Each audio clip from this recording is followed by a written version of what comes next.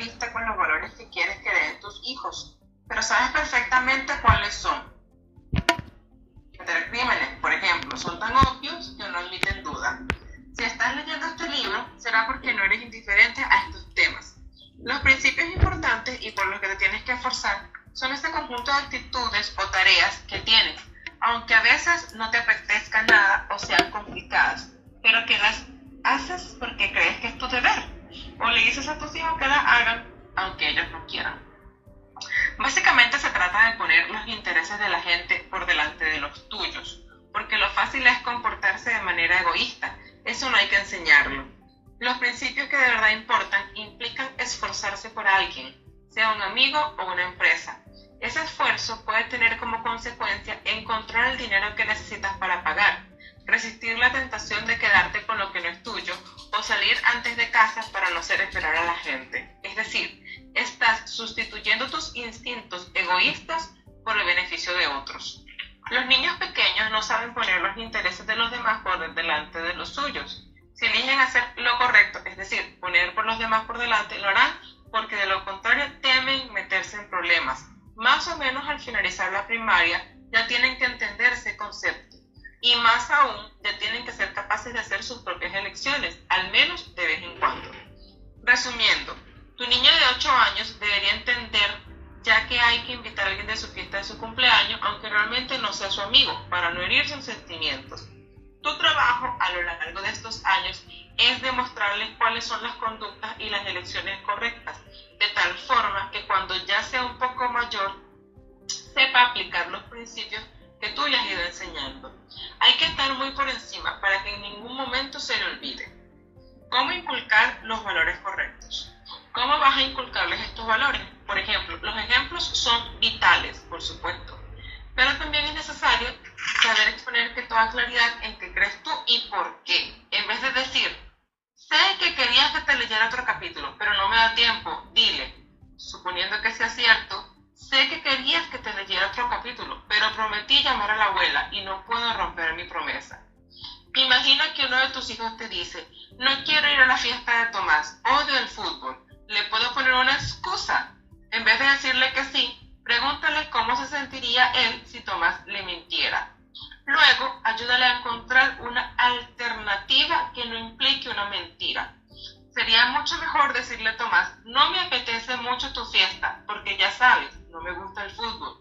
¿Te gustaría venirte a casa el próximo fin de semana? Los hermanos tienen un sinfín de ejemplos para contar cómo se siente uno cuando te dejan de lado, te mienten, toman prestadas tus cosas sin preguntar, se apropian de tus amigos y todos esos pequeños pecados que los hermanos y las hermanas se hacen continuamente. Si tienes más de un niño, asegúrate que aprenda bien la lección y de que tratan a sus amigos mejor de lo que se tratan entre ellos. Otra forma a través de la cual puedes reforzar los valores que les quieres inculcar es elogiándolos cada vez que lo aplican. Si lo haces, lo repetirán con frecuencia. Dile, creo que es muy valiente de tu parte. Bien hecho. Me has hecho realmente feliz cuando he visto que dejabas a Alicia jugar contigo, aunque sé que no te apetecía mucho porque es más pequeña que tú. Responsabilizarse. Los niños también aprenden mucho sobre los valores y lo bueno y lo malo cuando se les da responsabilidad. Conseguir tener una pecera en su cuarto o traer amigos a su casa, da igual. Los niños deben saber que para recibir hay que dar y que cuando menos egoístas son, más amigos tendrán y mayor sentimientos de confianza e integridad conseguirán para sí mismos.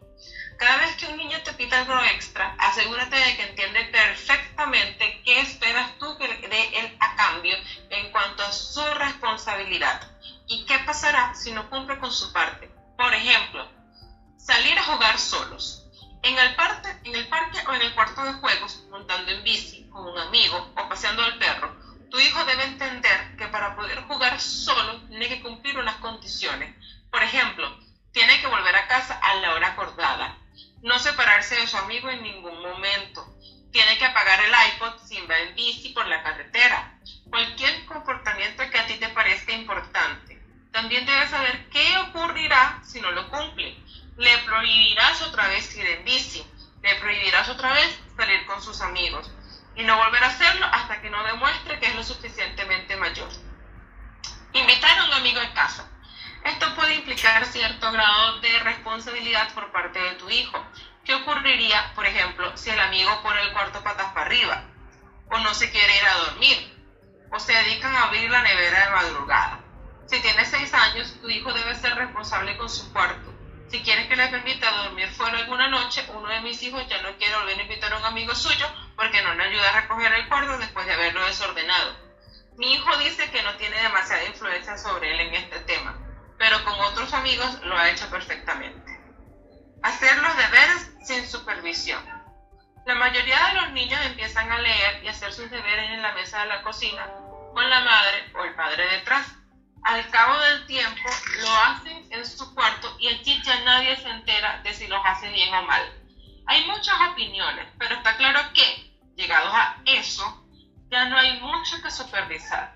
La primera vez que deciden hacer los deberes en su cuarto, normalmente con 7 u 8 años, ¿qué le pides tú a cambio? Que te los enseñe una vez hecho, que lo termine antes de irse a la cama, que no se alarguen demasiado antes de irse a la cama.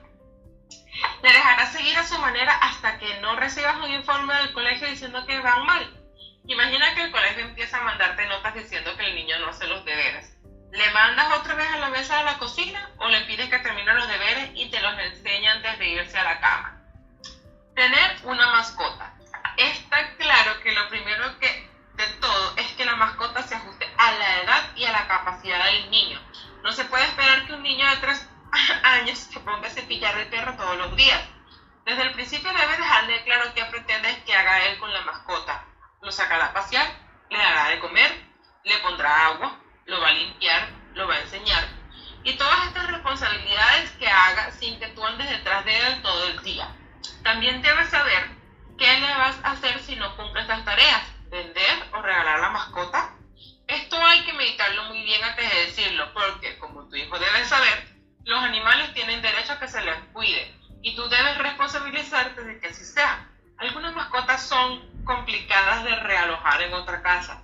Si tu hijo quiere tener una serpiente o una iguana, recuerda ese punto de realojamiento.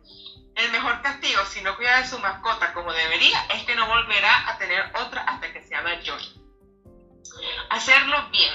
El ejemplo de las mascotas es bueno para demostrar el grado de madurez del niño. No es justo dar a tu hijo una responsabilidad que no va a ser capaz de cumplir, porque minará la confianza en sí mismo cuando no pueda o no sepa cómo hacerlo. Es mejor que al principio te responsabilices tú y luego se lo vayas enseñando a él. Por ejemplo, con 5 años no sabrá limpiar al hámster, pero lo puedes ir enseñando hasta que, cumplidos los 7, pueda hacerlo casi sin tu ayuda. Y cuando tengas 9, sepas desenvolverse perfectamente solo. No te agobies, los hámsters no suelen durar tanto. Si tienes más de un hijo, entenderás que no todos se van a responsabilizar de lo mismo con edades diferentes. Samuel es muy responsable en el cuidado de la mascota, pero no sabe cómo controlar a sus amigos. Teresa, por su parte, tiene a todos sus amigos a sus órdenes, pero se olvida de sacar el pelo.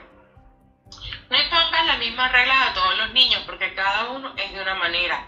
Y hay más sobre este tema en el capítulo 5. Explícaselo bien. Tu hijo debe saber que tiene una nueva responsabilidad en su vida y que debe tomárselo en serio. Por eso, si empieza a volver a casa en bici desde el colegio o a hacerse una que otra comida, es importante que le expliques. 1. Exactamente cuáles son las cosas que le permites. Puede venir por el atajo que le gusta, puede usar la licuadora. 2. ¿Qué esperas tú a cambio? Que te llame por teléfono si se va a retrasar o si tiene un problema. Que friegue los platos una vez haya terminado de comer. 3. ¿Qué ocurrirá si no cumple? Que volverá a ir andando al colegio y no en bici. Que no volverá a cocinar si no es todo un adulto.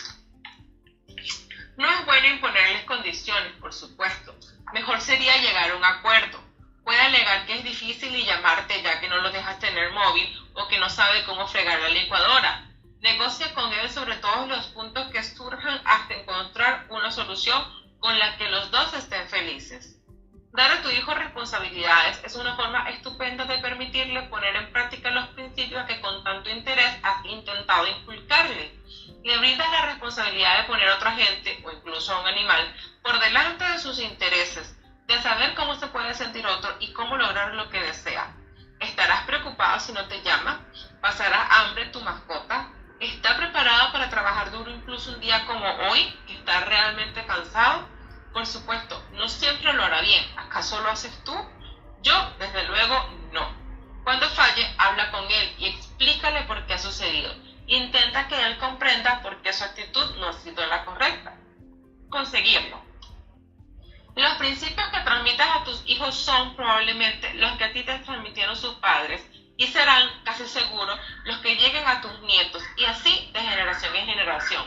Es una buena cosa. Los hijos que se educan con los valores de sus padres son más felices, en general, porque se sienten apoyados, saben dónde están y saben que hay decisiones que en algún momento determinado se va a tomar de ellos. Capítulo 4. Enséñales a pensar.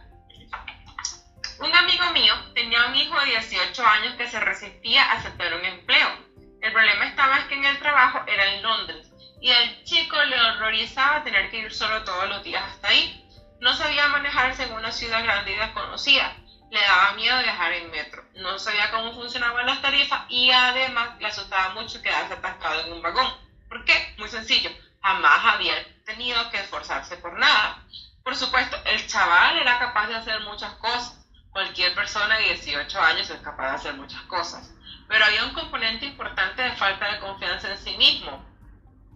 Es normal a esa edad, pero la cosa no habría sido tan grave si él hubiera tenido recursos para afrontar la situación. Si analizamos la cuestión en profundidad, veremos que su problema era más bien de logística, es decir, lo que le ocurría era que no entendía el mapa del metro o un callejero, que no sabía calcular el tiempo que podría tardar llegar a casa al trabajo ya que no tenía coche o no sabía qué comprar para hacer en la casa. Al final no cogió el trabajo.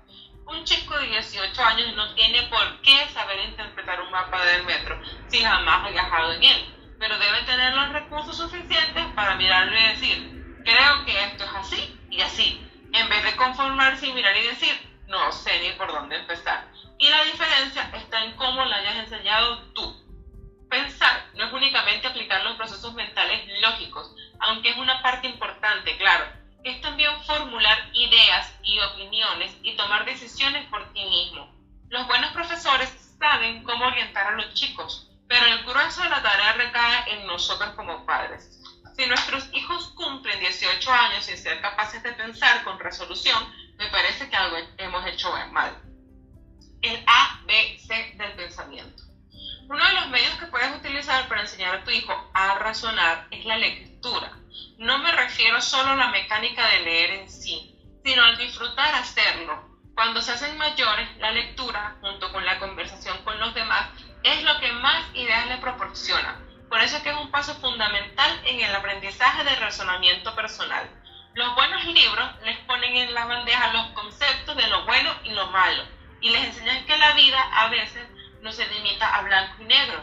Los cuentos les ayudan a pensar con imaginación, y cuando se hacen mayores, son los periódicos y las revistas las que le dan los argumentos de distintos puntos de vista sobre un tema. Además, les proporcionan la información suficiente para formular su propia opinión. Otro objetivo importante en la vida es inculcar a tu hijo el amor por la lectura, y hay que empezar desde que son pequeños hasta que ya pueden leer ellos solos. Si haces bien esta tarea, no tendrás que preocuparte de mucho más, excepto de que tengan acceso al mayor número posible de libros. A continuación, te doy algunos consejos para que sepas cómo convencer a tu hijo de que los libros y la lectura son una parte fundamental de su vida. Empieza a leerle cuentos a la edad de 6 meses. Si ya pasa de esa edad, espero que lo hayas hecho. Basta con leerle o señalarle algunos dibujos del cuento. Cuando puedas coger un libro, dale un cuento grande de cartón, con el que pueda jugar sin romperlo fácilmente. Léeselo todas las noches antes de irse a la cama y alguna vez durante el día. Pregúntale cosas de la historia, como ¿dónde está el gato? Y deja que sea él quien pase la página. Cuando sea un poco mayor, querrá que le leas el mismo libro una y otra vez, siempre el mismo. Para un adulto puede ser incomprensible, pero para un niño es importante. Todo lo que les resulta familiar les proporciona seguridad. Y tu hijo no está todavía muy seguro de cómo va a acabar la historia, por lo que pide y pide el mismo cuento para comprobar si tiene el mismo final. Es algo que tiene que aprender. Una forma en que mantenga el interés en el cuento es haciendo algunos cambios de vez en cuando y observar si te corrige. Por ejemplo, señalar el dibujo del perro y decirle: aquí está el gato. Seguro que lo hace. Inventa historias. Las que más le gustan son aquellas en las que ellos mismos aparecen, con su peluche preferido o su mascota. Hazle preguntas sobre el cuento que le estás leyendo en el momento de leerlo y después. ¿Tú qué crees que debería hacer Ralph? ¿Debería decir a la bruja dónde está escondido el gato? Es una forma de involucrarles y de hacerles pensar por sí mismos. Cuando tu hijo sepa leer, preocúpate de que tenga libros a su alcance, no libros que son un producto de un lujo, sino que son una herramienta necesaria. Si tienes más de un hijo, los libros se leen y se releen continuamente. Si andas mal de presupuesto, acude a una biblioteca, a las librerías de segunda mano, a los cuentos y al intercambio con los amigos. No le forces nunca a leer un libro que no le apetece. Si después de 2 capítulos no quiere seguir, déjalo. Leer no debe ser nunca una tarea aburrida, sino un placer. Yo misma dejo un libro cuando llego al capítulo 5 y veo que no me entretiene. ¿Y tú? No contestes a todas sus preguntas. Hay niños perezosos. Si sabes que vas a contestar todas sus preguntas, no se molestan en buscar la respuesta, a veces por comodidad. Lo hacemos. Sin embargo, lo aconsejable es dejar que ellos se preocupen en buscar la respuesta. Por supuesto, tendrás que contestarles a preguntas del tipo: ¿está ya la cena? ¿O ¿dónde está mi camiseta verde? Pero si se trata de resolver una situación, deberían intentarlo al menos una vez ellos solos antes de preguntar. Es bueno enseñarles a mirar detalles en los libros o en internet y saber a quién deberían hacer la pregunta. Ya de adolescentes, cuando estén planeando unas vacaciones con amigos, tendrán que saber cómo conseguir información en la oficina de turismo o mirar las páginas amarillas para buscar las tiendas de reparación de bicis. No lo sabrán hacer si tú lo haces por ellos. Lo mejor es orientarles, pero dejar que sean ellos los que encuentren la solución. Con más edad, enséñales a buscar en internet o a llamar por teléfono para obtener información. Te acabarán acostumbrando y no te preguntarán, a no ser que sea estrictamente necesario. No se trata de no contestar nada, pero de vez en cuando hay que insistir en que sean ellos los que se procuren una solución. Hasta los niños pequeños saben hacerlo. Si tu hijo de 6 años te preguntas cuántos millones de años hace que se extinguieron los dinosaurios, obviamente que puedes contestarle, si es que lo sabes, o enseñarle un libro en el que venga todo explicado y leerlo juntos. Acostúmbrale a pensar y a reflexionar antes de hacer una pregunta. Dile cosas como: ¿cómo crees tú que podría hacer eso? ¿O hay alguna forma de solucionarlo? O simplemente, ¿a ti qué te parece? Técnicas para aprender a pensar. La primera de ellas es fundamental: aprender a usar un índice. Es algo que acabará aprendiendo en el colegio, pero es importante que te vean a ti hacerlo en casa. ¿Por qué es tan importante que te vean a ti usarlo? Pues porque así son conscientes de que en la vida normal adulta es corriente mirar algo en el diccionario o tener que consultar un mapa. Cuando creas que pueden hacerlo solo, déjalos. Buscar algo en el índice o cualquier manual. Anímalos a probarlo, anímalos a consultar. Si viajas en un metro con tus hijos, déjalos que sean ellos los que te lleven. Muéstrales el mapa y luego le dices que decidan qué líneas son las mejores para ir. Por ejemplo, desde Goya hasta el Parque de las Naciones, o donde quiera que vayas. Indícales cómo distinguir los colores de las líneas, la numeración y las diferentes estaciones. No les agobies, que vayan paso a paso. Lo cierto es que una vez sepan cómo viajar en el metro por Madrid, sabrán desenvolverse en el de Londres, en el de París, en el de Nueva York y en los metros del mundo entero. A continuación te mostramos unas cuantas técnicas que, a nuestro juicio, tu hijo debería dominar en el momento de marcharse de casa o incluso antes. Hablemos de técnicas de razonamiento, es decir, lo que debería saber él en un momento de enfrentarse a un libro, un horario de trenes o un mapa. Son muy simples. Por ejemplo, saber usar el índice o el diccionario o una enciclopedia. Saber usar internet. Poder hacer una llamada para obtener información. Interpretar un mapa. Leer un horario. Planear un viaje que incluye calcular el tiempo que podría llevar a hacerlo. Organizar una comida, desde buscar la receta, comprar los productos necesarios hasta seguir la receta. planear una excursión o una actividad, desde cómo llegar al sitio hasta cuáles cosas van a necesitar según el tipo de actividad. Organizar una reunión preocupándose de que todo el mundo esté en un mismo sitio a la hora acordada. Pensamiento lateral. Antes de aprender a pensar de forma racional, es bueno que un niño piense en tanto de forma un poco convencional. Nuestras mentes de adultos están estancadas, pero todavía estamos a tiempo de enseñarles a nuestros hijos a pensar lateralmente, antes incluso de que descubran que hay una alternativa.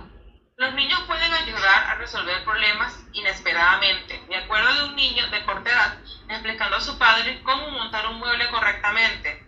Recuerdo a otro colocando el equipaje en el maletero del coche de una forma que cupiera todo. O tener una idea para que la abuela pasara un maravilloso día de cumpleaños sin ni siquiera verla, ya que era un día de colegio. Es difícil enseñar a alguien a pensar fuera del círculo una vez que el círculo está ahí. Si se lo dices, estás retirando el círculo y ese no es el objetivo del ejercicio.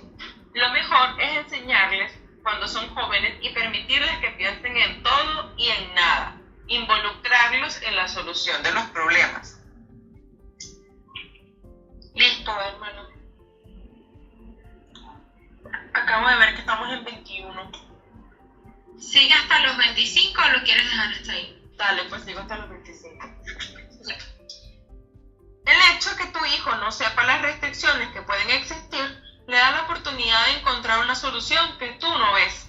Por lo general, esas soluciones son las que desde luego funcionan, o al menos sirven de trampolín para una solución definitiva. Involucrar a los niños en los problemas de los adultos, donde poner un sofá o cómo ir al colegio cuando el coche tiene una avería, les hará sentirse importantes y pensarán en posibles soluciones. No les excluyas con la excusa de que no les interesa el tema. Es bueno contar con ellos incluso en cosas en las que no intervienen directamente, como ir al trabajo sin coche. No desperdicies sus ideas, aunque te parezcan de las más estrafalarias. Búscales el lado positivo y diles que sigan pensando, a ver si entre todos encontramos algo mejor. Si tu hijo se esfuerza por encontrar una solución, ayúdalo a buscar los puntos más acertados. Si el equipaje no entra, lo coloques como lo coloques, dile que habría que buscar otra alternativa. Y si vamos en otro coche, podemos prescindir de algo. Y si metemos esto en una mochila mejor que en la maleta, mejor llevamos cada uno el abrigo sobre los hombros. Y si en vez de llevar todo el equipo de pesca, lo alquilamos allá, que sea capaz de pensar en otras cosas y no se empecine en el que el equipaje no cabe. Hay libros de pasatiempos, crucigramas, sudokus para niños.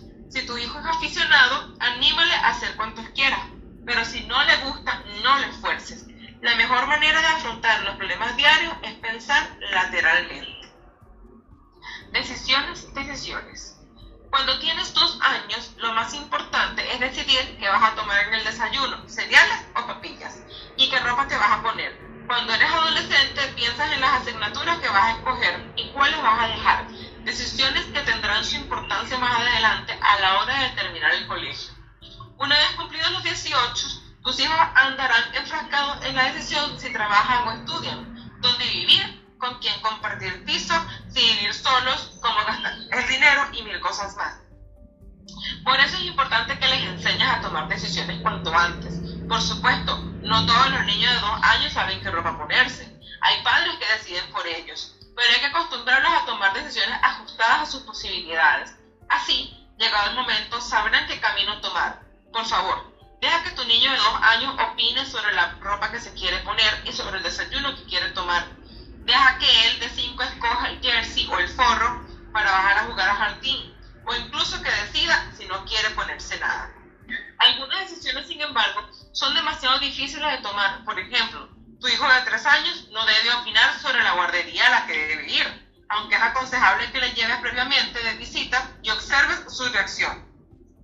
Los niños se sienten más seguros si sus padres toman la decisión por ellos, sobre todo en temas importantes. Es una forma de liberarse de responsabilidades. No cargues sobre ellos algo que no pueden ni deben decidir. Llegada la adolescencia, tienen que empezar a decidir qué asignaturas y qué ramas educativas van a elegir. Y hay que ir soltándolos poco a poco para que se vayan preparando. Como regla general, te diría que animes a tu hijo a que tome decisiones por sí mismo. Imagínate que tu hijo de 8 años se olvida una tarde de hacer los deberes y se acuerda justo antes de irse a la cama. ¿Qué haces? ¿Lo dejas levantado hasta que los haga? ¿Pone el despertador antes de la hora para que los haga por la mañana? ¿Le mandas una nota al profesor excusándole por el olvido y prometiéndole que lo va a hacer esa misma tarde?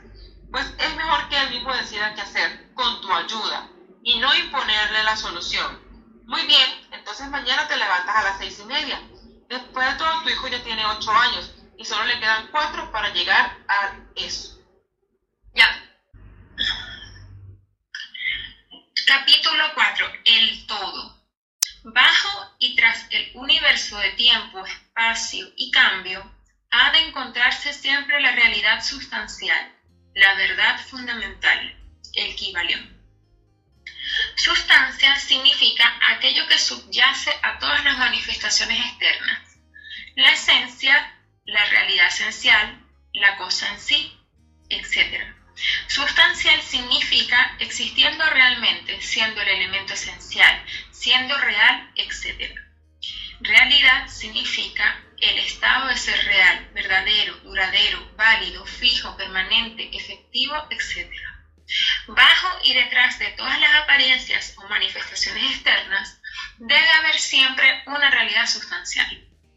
Esta es la ley. El hombre, al considerar el universo del que es una unidad, no ve sino cambio en la materia, las fuerzas y los estados mentales. Ve que nada realmente es, pero que todo está viniendo a ser y cambiando. Esas 3 frases que dije es viniendo a ser y cambiando, están en mayúscula. Así va a sonar cuando hable en mayúscula. Nada permanece quieto, todo está naciendo, creciendo, muriendo. El mismo instante en que una cosa alcanza su cima, empieza a declinar. La ley del ritmo está en operación constante. No hay ninguna realidad, cualidad duradera, fijeza o sustancialidad en nada. Nada es permanente sino el cambio. Él ve todas las cosas evolucionando a partir de otras cosas y resolviéndose en otras cosas. Una constante acción y reacción, influjo y eflujo, edificación y derrumbamiento, creación y destrucción, nacimiento, crecimiento y muerte. Nada dura sino el cambio. Y si es un hombre que piensa, realizará que todas estas cosas cambiantes no deben ser sino las apariencias o manifestaciones externas de algún poder subyacente a alguna realidad sustancial. Todos los pensadores en todas las tierras y en todos los tiempos han asumido la necesidad de postular la existencia de esta realidad sustancial. Todas las filosofías merecedoras del nombre han estado basadas sobre este pensamiento. Los hombres les han dado muchos nombres a esta realidad sustancial. Algunos la han llamado por el término de deidad, bajo muchos títulos. Otros la han llamado la energía infinita y eterna. Otros han tratado de llamarla materia, pero todos han reconocido su existencia. Es autoevidente, no necesita argumento.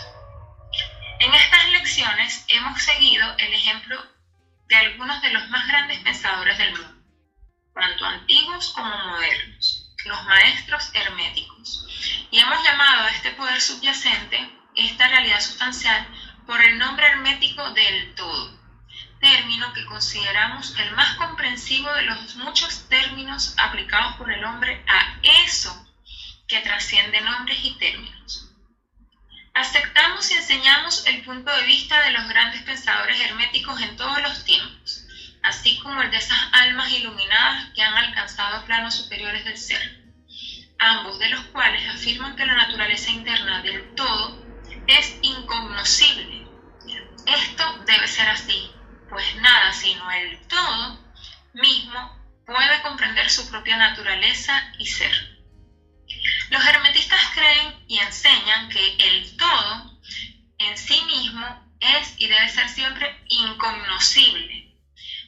No consideran otras teorías, conjeturas y especulaciones de los teólogos y metafísicos concernientes a la naturaleza interna del todo. sino como pueriles esfuerzos de mentes mortales por captar el secreto del infinito. Tales esfuerzos han fallado siempre y siempre fallarán, por la naturaleza misma de la tarea. Uno que persigue tales pesquisas viaja dando vueltas y vueltas en el laberinto del pensamiento, hasta que está perdido a todo razonamiento, acción o conducta sanos, y del todo inadecuado para el trabajo de la vida. Él es como la ardilla que corre frenéticamente dando vueltas a la redonda rueda de molino de su jaula, viajando siempre y sin embargo no llegando a ninguna parte. Al final todavía una prisionera y hallándose justo donde comenzó. Y aún más presuntuosos son aquellos que intentan adscribir al todo la personalidad, cualidades, propiedades, características y atributos de ellos mismos, adscribiendo al todo las emociones, sentimientos y características humanos, incluso hasta las más mezquinas cualidades de la humanidad, tales como celos, susceptibilidad a la adulación y la alabanza, deseo de ofrendas y adoración, y todas las otras supervivientes de los días de la infancia de la raza. Tales ideas no son dignas de hombres y mujeres crecidos, y están siendo rápidamente descartadas. En este punto puede ser apropiado que establezca que hacemos una distinción entre religión y teología, entre filosofía y metafísica. Religión para nosotros significa esa realización intuitiva de la existencia del todo y la relación de uno con él, mientras que la teología significa los intentos de los hombres por adscribirle personalidad, cualidades y características, sus teorías concernientes a sus asuntos, voluntad, deseos, planes y designios, y su asunción del oficio de mediadores entre el todo y la gente. Filosofía significa para nosotros la pesquisa tras el conocimiento de las cosas cognoscibles y pensables, mientras que metafísica significa el intento por llevar la pesquisa sobre y más allá de los límites y a regiones incognoscibles e impensables, y con la misma tendencia que la de la teología. Consecuentemente, tanto religión como filosofía significan para nosotros cosas que tienen raíces en la realidad, mientras que la teología y la metafísica parecen como cañas rotas, enraizadas en las arenas movedizas de la ignorancia, y no proporcionando nada sino el más inseguro soporte para la mente o el alma del hombre. No insistimos en que nuestros estudiantes acepten estas definiciones. Las mencionamos meramente para mostrar nuestra posición. En cualquier caso, oiremos un poco sobre teología y metafísica en estas lecciones. Pero mientras que la naturaleza esencial del todo es incognoscible, hay ciertas verdades conectadas con su existencia que la mente humana se encuentra compelida a aceptar. Y un examen de estos dictámenes forma un tema de investigación apropiado, particularmente por cuanto que coinciden con los dictámenes de los iluminados de los planos superiores. Y a esta investigación os invitamos ahora. Aquello que es la verdad fundamental, la realidad sustancial, está más allá de toda denominación verdadera, pero los sabios lo llaman el todo. En su esencia, el todo es incognoscible, pero el dictamen de la razón debe ser hospitalariamente recibido y tratado con respeto. La razón humana, cuyos dictámenes debemos aceptar mientras pensamos, nos informa como sigue con respecto al todo, y eso sin intentar apartar el velo del incognoscible. 1. El todo debe ser todo lo que realmente es. No puede haber nada existiendo fuera del todo. De otro modo, el todo no sería el todo.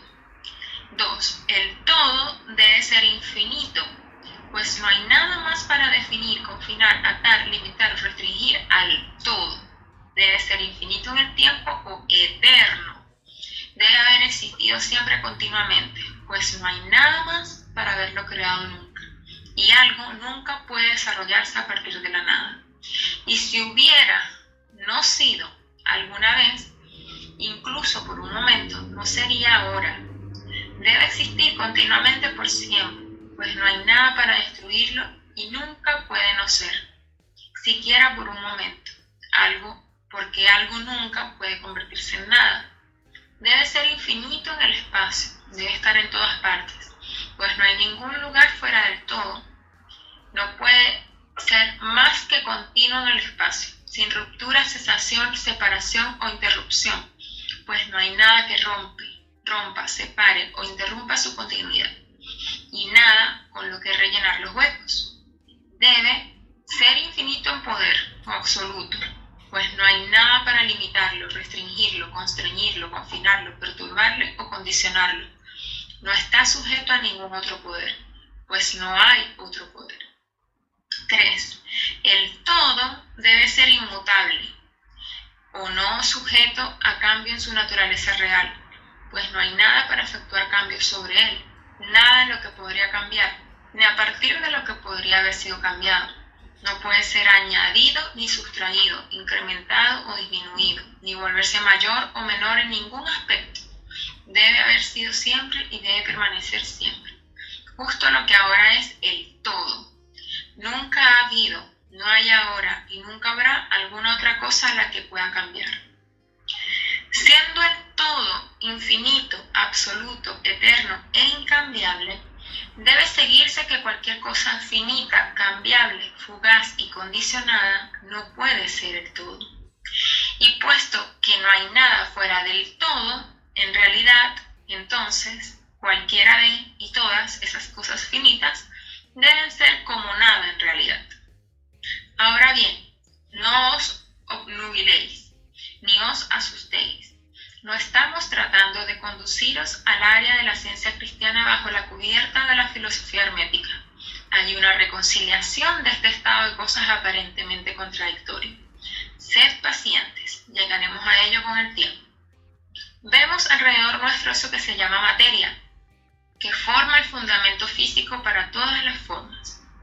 ¿Es el todo meramente materia? No del todo. La materia no puede manifestar vida-mente, y puesto que la vida y la mente están manifestadas en el universo, el todo no puede ser materia, pues nada se eleva más alto que su propio origen. Nada se manifiesta nunca en un efecto que no esté en la causa. Nada se desarrolla como un consecuente que no esté involucrado con un antecedente. Y además la ciencia moderna nos informa que no hay realmente tal cosa como la materia, que lo que llamamos materia es meramente energía o fuerza interrumpida. Esto es, energía o fuerza a una frecuencia baja de vibración. Como ha dicho un escritor reciente, la materia se ha fundido en el misterio. Incluso la ciencia material ha abandonado la teoría de la materia y descansa ahora sobre la base de la energía. Entonces, ¿es el todo mera energía o fuerza? No energía y fuerza como los materialistas usan los términos, pues su energía y fuerza son cosas ciegas, mecánicas, vacías de vida o mente. Vida y mente nunca pueden desarrollarse a partir de una estrategia o fuerza ciega, por la razón dada hace un momento. Nada puede elevarse más alto que su origen. Nada se devuelve a no ser que esté envuelto. Nada se manifiesta en el efecto a no ser que esté en la causa. Y así pues, el todo no puede ser mera energía o fuerza, pues si lo fuera, entonces no habría cosas tales como vida y mente en existencia. Y sabemos que no es así, pues estamos vivos y usando la mente para considerar esta misma cuestión. E igual lo están haciendo esos que alegan que todo es energía o fuerza. ¿Qué hay pues superior a la materia o a la energía que sepamos que es evidente en el universo? Vida y mente. Vida y mente en todos sus grados variables de desenvolvimiento. Entonces preguntaréis, ¿quieres decirnos que el todo es vida y mente? Sí y no, es nuestra respuesta. Si quieres decir vida y mente, tal como nosotros, pobres y mezquinos mortales, las conocemos, entonces decimos no. El todo no es eso. Pero, ¿qué clase de vida y mente queréis dar a entender?, preguntaréis. La respuesta es mente viviente, tan por encima de todo lo que los mortales conocen por esas palabras, como vida y mente son superiores a las fuerzas mecánicas o materia. Mente viviente infinita, por comparación con vida y mente finitas. Queremos decir lo que las almas iluminadas quieren decir cuando pronuncian reverentemente la palabra espíritu. El todo es mente viviente infinita. El iluminado lo llama espíritu. Capítulo 5. El universo mental. El universo es mental sostenido en la mente del todo, el Kybalión. El todo es espíritu. ¿Pero qué es espíritu? Esta pregunta no puede ser respondida por la razón de que su definición es prácticamente la del todo, que no puede ser explicado o definido. Espíritu es simplemente un nombre que le dan los hombres a la concepción más elevada de la mente viviente infinita. Significa la esencia real, significa mente viviente, tan superior a la vida y mente, tal como la conocemos, como las últimas son superiores a la energía y la materia mecánica. El espíritu trasciende toda nuestra comprensión y usamos el término meramente a fin de que podamos pensar o hablar del todo. Para los fines del pensamiento y el entendimiento, estamos justificados de pensar en el espíritu como mente viviente infinita, reconociendo al mismo tiempo que no podemos entenderlo plenamente. Debemos o bien hacer esto o parar de pensar del todo en la cuestión. Procedamos ahora a una consideración de la naturaleza del universo, como un todo y en sus partes. ¿Qué es el universo? Como hemos visto que no puede haber nada fuera del todo, entonces, ¿es el universo el todo? No puede serlo, porque el universo parece estar constituido de muchos y está cambiando constantemente, y en otros modos no se ajusta a las ideas que estamos compelidos a aceptar concernientes al todo, como se estableció en nuestra última lección. Entonces, si el universo no es el todo, ha de ser nada. Tal es inevitable conclusión de la mente al primer pensamiento. Tal es la inevitable conclusión de la mente al primer pensamiento. Pero esto no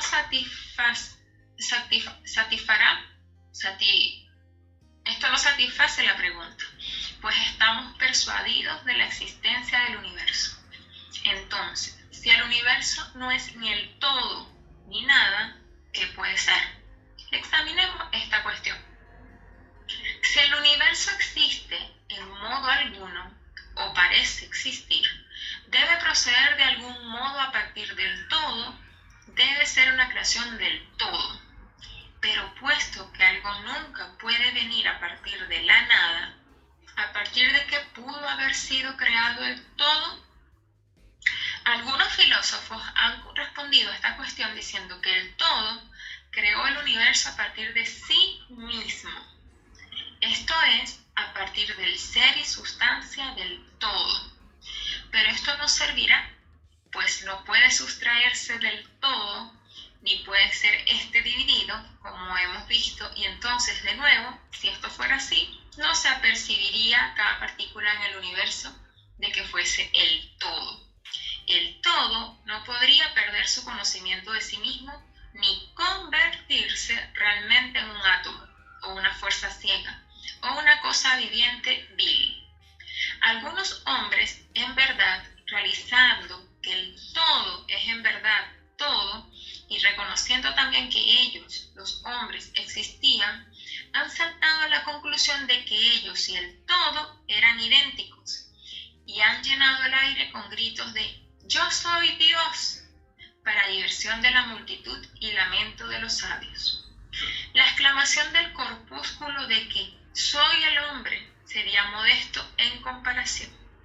Pero, ¿qué es en verdad el universo? Si no es el todo, ni ha sido creado por el todo, habiéndose separado en fragmentos, ¿qué otra cosa puede ser? ¿De qué otra cosa puede estar hecho? Esta es la gran cuestión.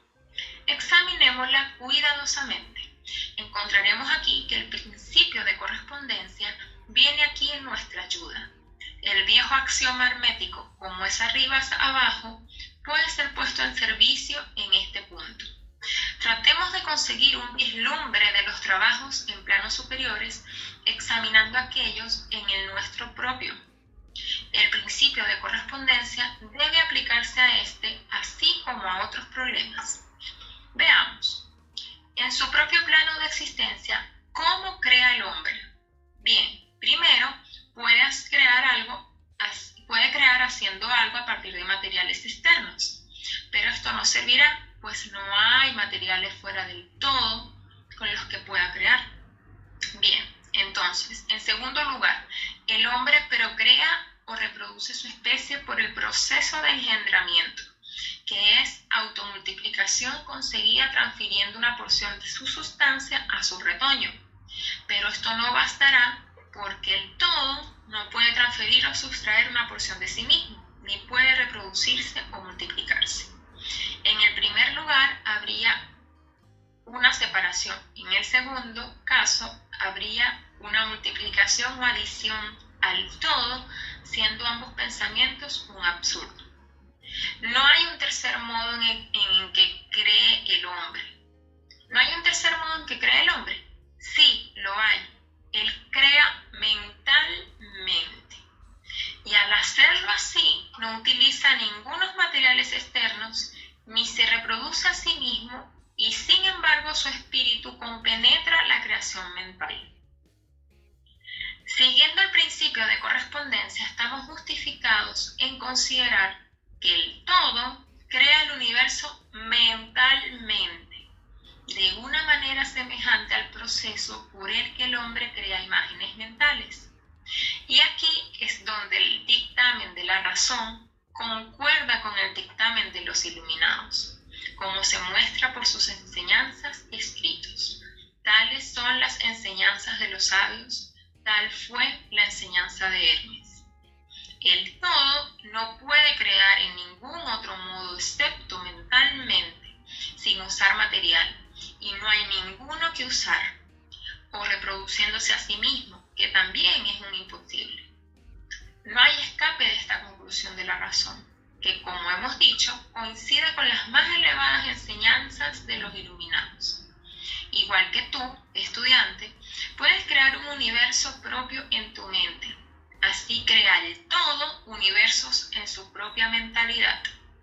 Pero tu universo es la creación mental de una mente finita, mientras que la del todo es la creación de una mente infinita. Las dos son similares en clase, pero infinitamente diferentes en grado. Examinaremos más de cerca el proceso de creación y manifestación conforme procedamos, pero este es el punto a fijar en vuestras mentes en esta etapa. El universo y todo lo que contiene es una creación mental del todo. Ciertamente, en verdad, todo es mente. El todo crea en su mente infinita innumerables universos que existen por eones de tiempo. Y sin embargo, para el todo, la creación, desarrollo, declinación y muerte de 1.000.000 de universos es como el tiempo del parpadeo de un ojo, el Kybalión. La mente infinita del todo es la matriz de los universos, el Kybalión. El principio de género está manifestado en todos los planos de la vida, material, mental y espiritual. Pero lo hemos dicho antes, género no significa sexo. El sexo es meramente una manifestación material del género. Género significa relativo a la generación o creación. Y donde quiera que algo se genere o crea, sobre cualquier plano, el principio de género debe estar manifestado. Y esto es verdad incluso en la creación de universos. Ahora bien, no saltéis a la conclusión de que estamos enseñando que hay un Dios o creador, macho y hembra. Esa idea es meramente una distorsión de las antiguas enseñanzas sobre el tema. La verdadera enseñanza es que el todo en sí mismo está por encima del género, como está por encima de toda otra ley, incluyendo las del tiempo y el espacio. Él es la ley, de donde proceden las leyes, y no está sujeto a ellas. Pero cuando el todo se manifiesta sobre el plano de generación o creación, entonces actúa de acuerdo a la ley y el principio, pues se está moviendo sobre un plano inferior de existencia y consecuentemente manifiesta el principio de género en sus aspectos masculino y femenino sobre el plano mental, desde luego.